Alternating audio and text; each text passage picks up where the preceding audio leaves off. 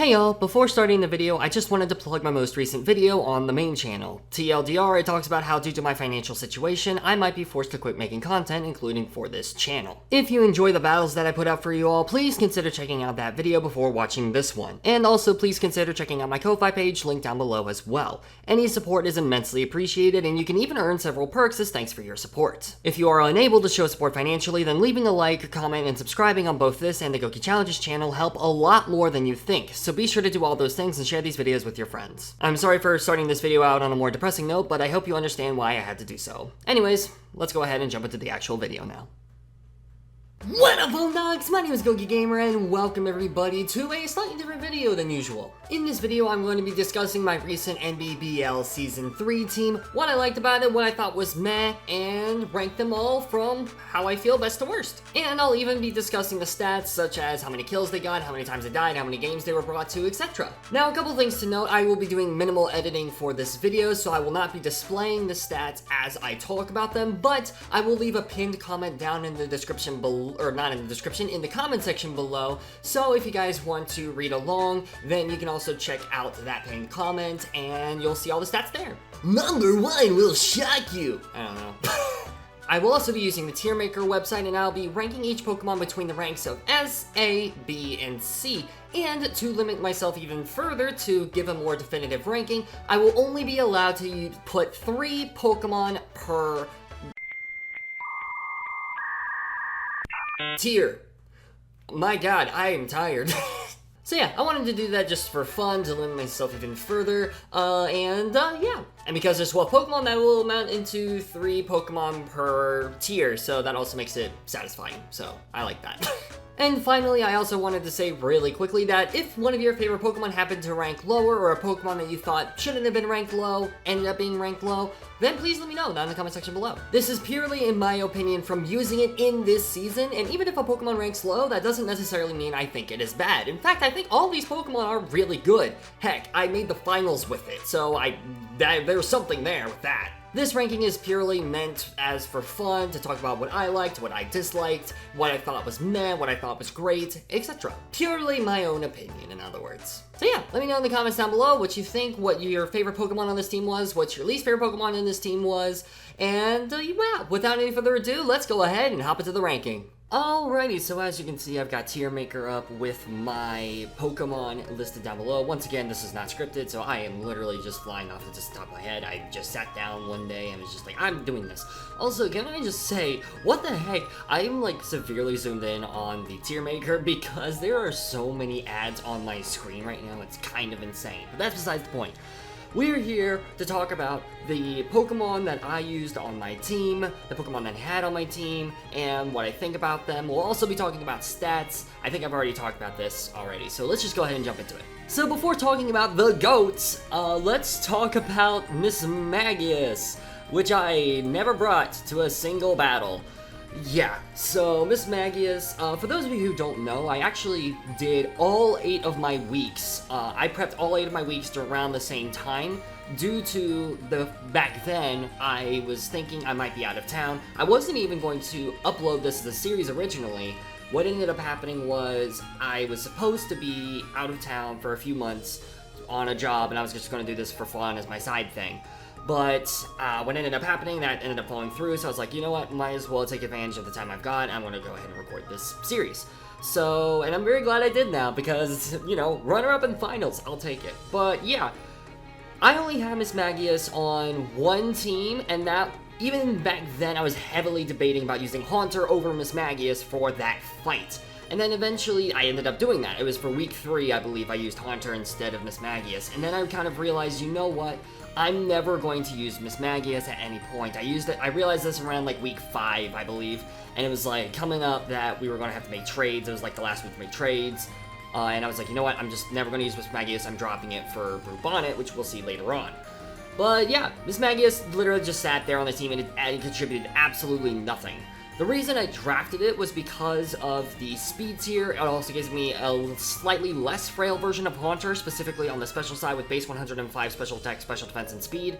But at the end of the day, I just really valued Haunter's A, the poison stab, and B, the higher special attack. But yeah, I literally never brought Mismagius to a single game, and I knew I was never going to in the future either. It was just going to sit there, and I pride myself on using every single Pokemon on my team at least once, and I just knew that Mismagius was never going to be used, so I went ahead and dropped it. So yeah, with that obvious one out of the way, let's talk about some of the GOATs on the team, the 2 poison types.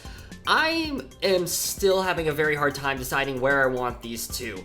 I know where I want these 2. Both of these, spoiler alert, I'm just going to go ahead and move them here.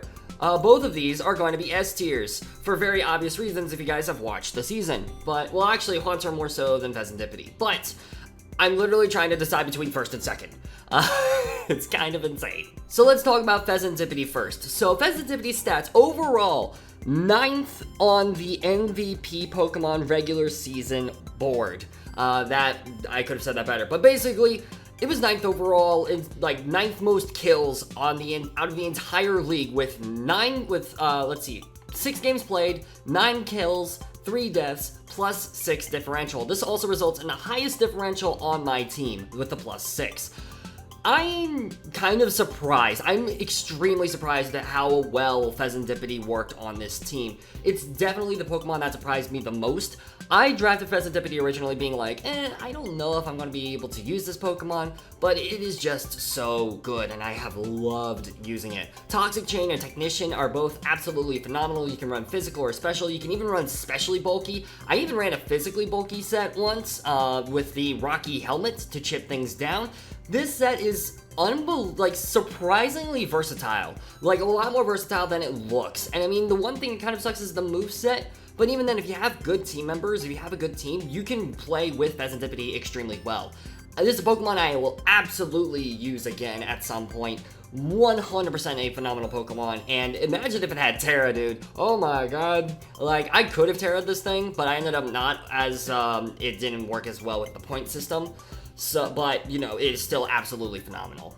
And then, who could forget about Ghostface the Haunter? Ghostface the Haunter actually winning an award, by the way. Nova did a little awards thing for the NBBL, and Haunter got the Popping Off versus Many award, even outshining its evolution Gengar. We even brought it to the Week 3 matchup where it didn't go up directly against Gengar, but it got a KO versus Walking Wake. Guys, it basically one-shot a Walking Wake. Granted, it was also due to poison and landing this poison from Sludge Wave, and also I believe there was rocks up at that point. But still, Haunter being able to pick up basically a one-shot versus Walking Wake is pretty freaking insane. So yeah, with both Haunter and Fezandipiti are just absolutely phenomenal. Haunter stats as well, I don't think I read them out yet. Haunter got 20th overall, which is extremely impressive as well. 2 games played, 6 KOs, 1 death, and 5+5 differential. Almost the same level as Fezandipiti. It is also worth pointing out, both of those are for the regular season as well.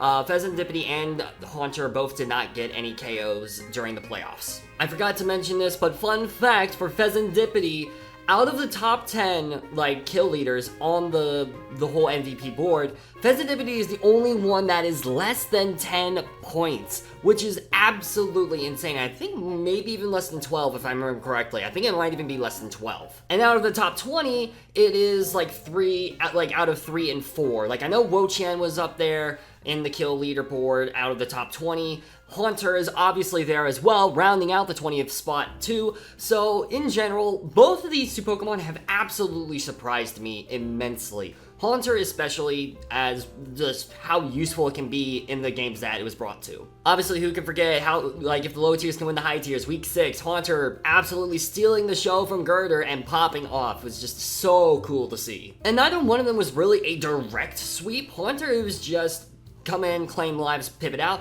And with Fezandipiti as well, it was come in, claim lives, and pivot out. The only time it really, quote-unquote, swept was versus Zand. I think Fezandipiti probably got at least 1 KO in nearly every single game it was brought to. I think there was probably 1 or 2 games that it didn't get a KO, but I think pretty much in most games it got a KO, which is extremely impressive, and something that I did not expect from Fezandipiti at all in the slightest. But yeah, in general, I really love using both of these Pokemon. Both of these Pokemon absolutely deserve the top 1 and 2 spots, and you know what? I did have this originally, and just because of the award, I'm going to go ahead and move Haunter to number 1, right behind Fezandipiti. Honestly, it can like flip-flop. If Fezandipiti got an award, it would probably be Fezandipiti instead, but, you know, I have to acknowledge that Haunter got an award for outshining Gengar and popping off versus many.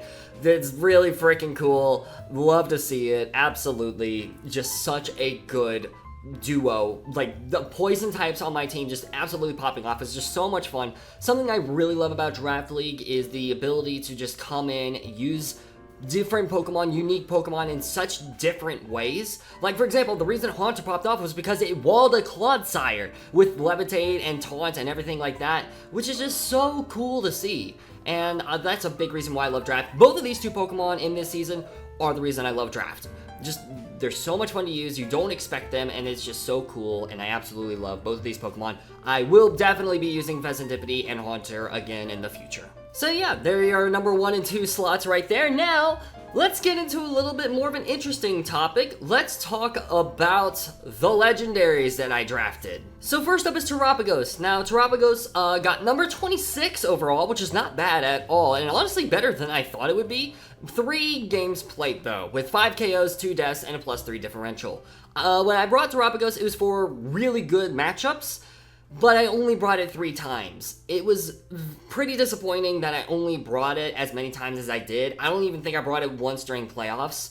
And I thought I brought it 4 times, so the fact that I only brought it 3 times is a bit of a yikes. And obviously one of those weeks was week 1, where I lost to Mew. But yeah, Terapagos is a very interesting slot. I decided this might be a little bit controversial, but at least on this team, with the stats that I had, I'm putting it at B. And the reason I'm doing this is just because, again, it was disappointing in the way that I wish I brought it to more matchups. I wish I was able to bring it to more matchups.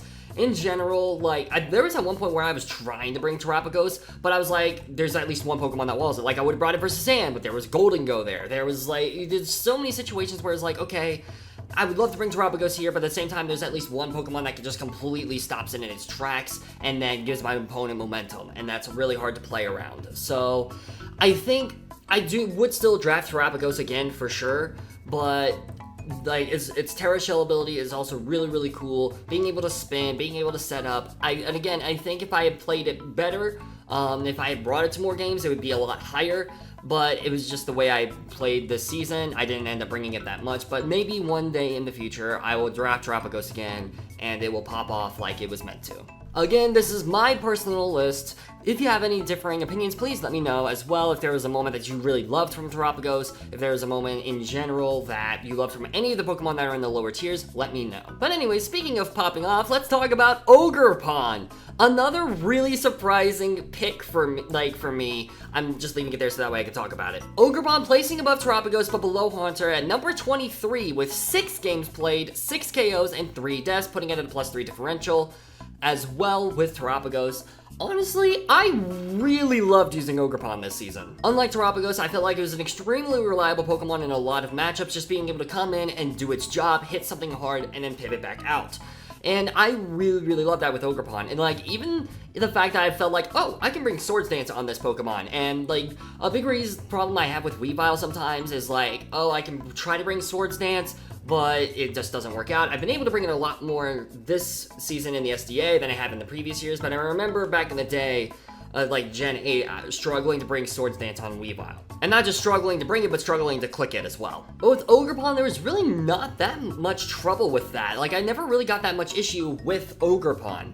And one thing I will say is I wish I brought Trailblaze at some point. That would have been so much fun. But Grass and Fire coverage is just so good.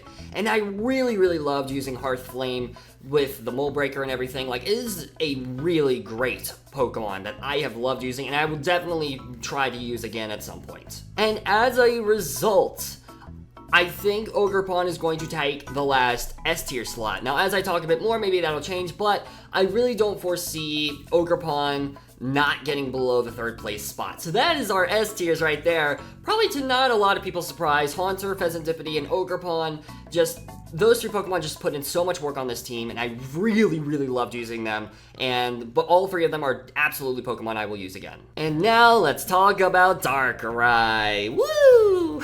So Darkrai placed number 39 with 4 game plays, 4 KOs, 1 death, +3 differential. When I brought it, it did really great work. when I didn't bring it, it was kind of meh.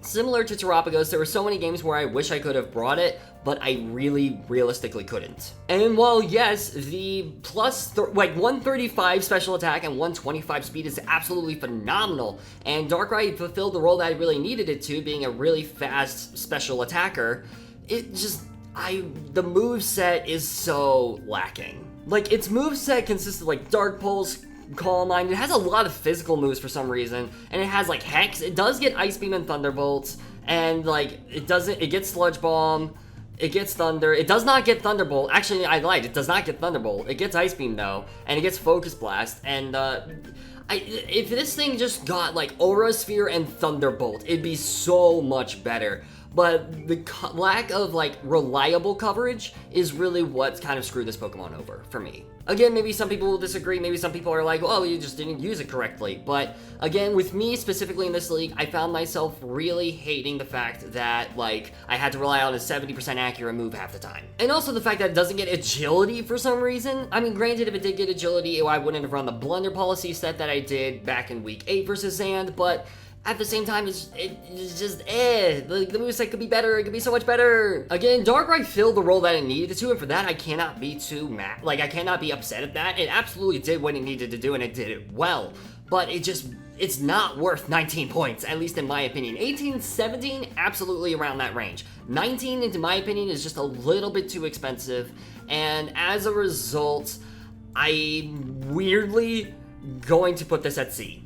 And I know it seems weird, but I will talk about it when we get there. Again, some things might go around a little bit. Honestly, yeah, it's weird, I know. But yeah, Darkrai is there, similar to Terapagos in that I wish I was able to bring it more. I wish I was able to rely on it more, but it didn't give me that good feeling. This is very hard to explain, I'm not gonna lie.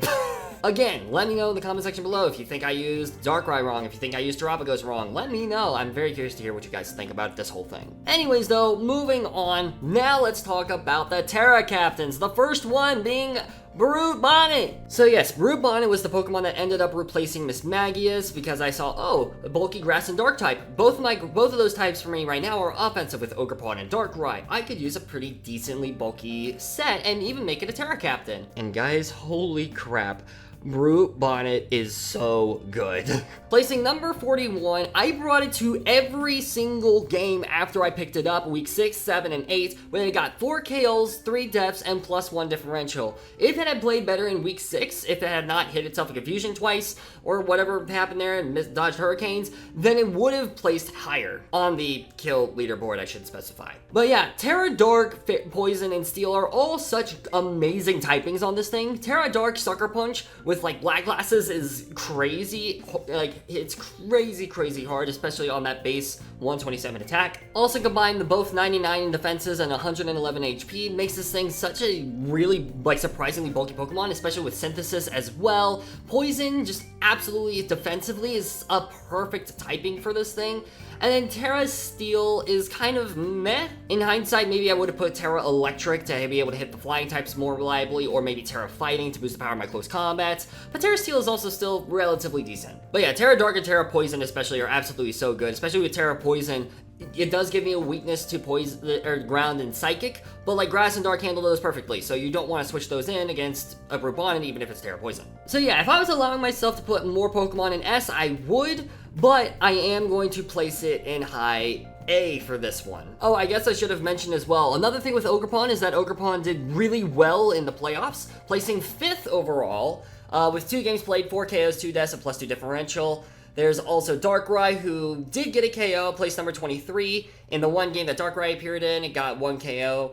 And then, like I said earlier, Terapagos didn't make an appearance, so that was kind of sad. Bonnet also unfortunately did not get a KO in the playoffs, but it was still a very great Pokemon as I did bring it twice and was able to chip things down a lot. So yeah, this is the one Pokemon that would have been a runner-up for the S tier compared with Ogerpon. The main reason is in the A tier is because I drafted it so late into the draft league, and while I did put in a crap ton of work, Ogerpon just did a lot more throughout the entire season, and obviously in playoffs as well. So for now, Bonnet is in the high A tier tier and is another Pokemon I would absolutely draft again at some point in the future. Now a Pokemon that is the absolute opposite of Bonnet as our Terra Captain, it's Gurdurr! I'm not even going to try to sugarcoat it, Gurdurr goes in the C tier. Not because I didn't like using it, but because it did nothing during the regular season. I brought it to one game, and that was the game that Haunter popped off in. And it, like, Terra Gurdurr did nothing.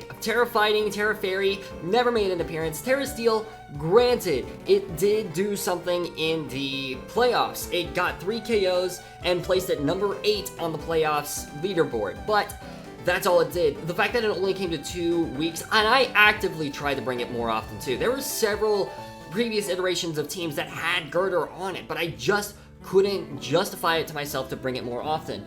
And it's not even a Pokemon that I would look at and be like, maybe I'll draft it again at some point. I honestly don't even know if I'll draft Gurdurr again. The main reason I picked it up is because I saw another team pop up with it. I believe it was Shuckle who had it, and like Shuckle King, and he had it and he popped off with Terra Gurdurr, which is why I grabbed it. But it just did nothing, really. It did nothing on this team. It had 2 really good matchups, didn't even hit the field for one of them, and that's why it is in the C tier, just because Haunter stole its limelight. Next up, we have got my girl, Terra Coalossal. Oh my god, this is such a good Pokemon. Coalossal is a Pokemon I have used before, even back in Gen 8, and I, even back then, thought it was so insanely good. I loved using this thing in Gen 8, and I especially love using it now, especially since it has Terra. And the Terras on the Coalossal are absolutely amazing as well. I really needed a bulky Ghost. This is another reason why Mismagius did nothing this season, is because I had Terra Ghost Coalossal, which justified bringing it in matchups where Mismagius otherwise maybe would have had a chance to shine. Then Terra Water and Terra Fire are both absolutely amazing as well. I could have drafted Terra Grass, but, you know, maybe that's for another team. I really needed a Terra Ghost and Terra Water, so that, yeah, you guys get it. But yeah, no, Coalossal is the Pokemon that I brought the most, ranking number 70, with 7 games played, 3 KOs, 7 deaths, at a -4 differential. The 3 KOs is still pretty impressive for a Pokemon that is typically bulky. But, again, like, it does what it needs to do. It sets up, like, the things for you to use. It, like, weakens things down significantly for things like Fezandipiti and Ogerpon to come in and finish things off.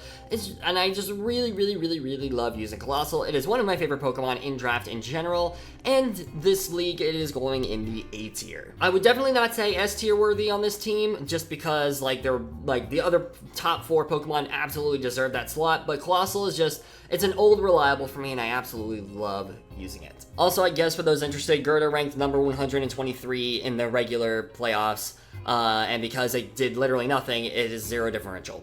And Coalossal also ranked number 47 in the playoffs. It got nothing in terms of the KOs, but still. A very reliable Pokemon, a Pokemon that I love using and will probably use again at some point in the future. If you have not tried out Coalossal, I highly encourage you to do so. The base 80 attacks, you can run negative speed nature, you can be a mixed attacking set, you can be mixed bulk, you can be flame body, you can be flash fire, you can be the steam, like the steam engine. Such a good Pokemon, such a versatile Pokemon, and it's a very underrated pick in my opinion, especially with Terra. But even without Terra too, it is an immense threat. Now, next up is Car the Donphan, the late season MVP. Now, Car is actually the only other Pokemon that got an award on my teams, which the fact that my team got 2 awards in general is absolutely amazing. But I believe the one that Donphan got was the comeback in, it was a comeback in playoffs award. I can't remember exactly what it was. I'll display it on screen if I can find it. But basically, it makes sense. It really popped off in the semifinals and the late game. Late season of the regular season as well, and it became slowly a Pokemon I really enjoyed using. I literally went from week 1 running Focus Sash 30 to popping off with it later on in the season, and it, like, being able to save me from being bumped out of semis, which is crazy. But yes, for those interested, Donphan did place number 105 on the kill leaderboard, with 4 games played, 1 KO, and 3 deaths, putting it at a -2 differential. The differential isn't taken too heavily into account when ranking these. The number 105 does not do this Donphan justice at all, and despite only picking up 1 KO in the playoffs, it did get number 9 right behind Gurdurr with 2 games played, 3 KOs, and 1 death, putting it at a +2 differential. This was definitely a late game comeback story. It can honestly be exchanged with Coalossal. I think, again, because it got an award, I will be placing it above Coalossal. only because of the award. If Donphan did not get that award, Coalossal would probably be placed above. Again, it's kind of similar to both the poison type. I just kind of realized this. Both the poison types can kind of be swapped. Both the grass types can kind of be swapped. And then both of these two can kind of be swapped as well, depending on how you feel. But in my opinion, because it got the award, it does place it a little bit above Coalossal, especially because of the comeback it made during the late game. I think there is another point I will end up using Donphan again. I'm not too sure, but it was definitely a lot of fun to use once I got the hang of it. So now there's 2 slots in B, 1 slot in C, so these are the more forgettable Pokemon. And you know what? I'm going to go ahead and start with the Pokemon that I know for a fact is going in the C tier, and that is going to be, unfortunately, Alomomola. So yeah, Alomomola, it was kind of an unfortunate situation for me. Alomomola ranked the bottom out of my entire team at number 143 in the regular season with 5 games played, 0 KOs, and 4 deaths. And for those of you wondering, the lowest points went was number 149, so it's not too far off from being the worst Pokemon. Similar to Terapagos, it never made an appearance in playoffs either. And while I did bring it up more often than Terapagos, like, I don't know, man, I didn't put as much work into it as I was hoping. Obviously, like, 2 games where it died because of a crit really freaking stings. Obviously, we don't talk about week 2, and then in week 7 that happened as well. The Alomomola dying early was just kind of unfortunate and definitely ruined its chances of ranking any higher, like above Darkrai or anything like that. It is ranked above Gurdurr because it actually did do things. It actually like came in, pivoted, did wish, and I do still think it works pretty decently well with Terapagos, but like with the rest of this team, I just don't think it did enough. And that's kind of what the C tier is. It's like they're here, and they were kind of disappointed because we didn't get the chance to use them enough, and it was kind of sad. There was also one point where Alomomola was a Terra Captain. It was Terra Water, Steel, and Electric, and I had that mainly for defensive purposes, and also Terra Electric to help hit flying types better. But at the end of the day, I knew, even back when I was choosing the Terra Captain, I knew I was never really going to do anything with it, and you might be wondering, well, why didn't you choose Mismagius? And I was like, well, I'll never use Haunter if I choose Mismagius, which kind of went against the point anyway, but that's besides the point. Yeah, I just was like, you know what, once I picked up Root Bonnet, I was like, I'm never going to use the Terra Captains on Alomomola anyway, I'm going to give it to Root Bonnet. And I'm very glad I did because Terra Root Bonnet popped off. But yeah, Alomomola is there just because it didn't do as much as I was hoping it would do. And while it is a really good Pokemon, it is definitely a Pokemon I would want to use again. It's just there because I kind of have to put it there. Last up are Vikavolt and Goodra. So both of these, again, are kind of interchangeable. Honestly, the entire B tier is kind of interchangeable as well. Honestly, like, they could go in any order. Like, this could be like this. Once it catches up, there we go. It could be like this. I don't know. It could be like this even. Who knows? But yeah, both 3 of these Pokemon are Pokemon that just kind of were there. They didn't really do a lot, but like, they were there, you know. Like, they did things. But yeah, Vikavolt ranked number 57 overall with 3 games played, 3 KOs, and 1 death, putting in a +2 differential. And Hisuian Goodra placed number 101 with 4 games played, 1 KO, 2 deaths, and -1 differential. And then in terms of the playoffs, Vikavolt did get 2 KOs and was brought to 2 games, putting it at number 13. With 1 death, putting it at +1 differential, and Hisuian Goodra was brought to 2 games but did not get a single KO. So I will say I think Vikavolt will typically be ranked above Hisuian Goodra, and I think I will probably put Terapagos above Hisuian Goodra as well. Both of these Pokemon are absolute Pokemon I will draft again. I've loved using Vikavolt in the past, and I think it's a phenomenal Pokemon. I've used it multiple times, even in Gen 9 too. I had it on the Draft League team, and I've used it back in Gen 8 a lot too. I think it's a very reliable Pokemon. It just hits things super hard. It's very appealing, and I love it. But yeah, Vikavolt just didn't really do much on this team specifically, hence why it is in the B tier. And Hisuian Goodra is a little bit disappointing, so I think that's why I'm going to place it like below Terapagos. Mainly because of that. The Dragon Steel typing is absolutely phenomenal, and there was a lot of fun things I could do with the set, but in general, it was not quite enough for it to really pop off and do things. Most of the time, it just came in as a wall, and I do think that Hisuian Goodra has a lot more potential than that, and I think I could have played it better for sure. But yeah, honestly, again, Terapagos and Goodra are pretty interchangeable. I think Vikavolt will stay where it is relatively consistently. I think I feel the most confident with this lineup, Vikavolt, Goodra, and Terapagos.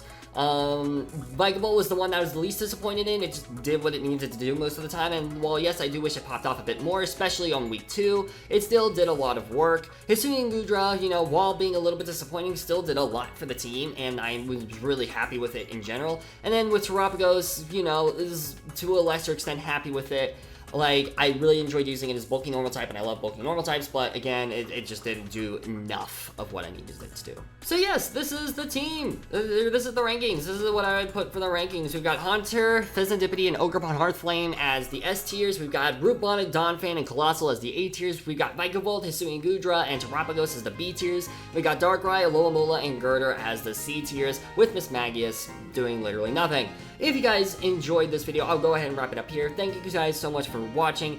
Please consider checking out the Ko-Fi. Consider checking out my video that I advertised earlier on my main channel, as it really does talk about a lot of things regarding the future of making content creation on here. And if you guys do really enjoy watching my content, then please consider checking out my Ko-Fi page, link down below. Check out the video and give it some love, because yeah, I don't know how much longer I can keep doing this. Also, please let me know in the comment section below, what was your favorite moment of Season 3 of the NBBL? Mine was absolutely Week 6. That game in general with Haunter was just so much fun. And Fezandipiti picked up 2 KOs in that game as well. Choice Scarf Fezandipiti, you know, which is crazy. You know, it's like I bring Choice Scarf one week, then Black Sludge Swords Dance next.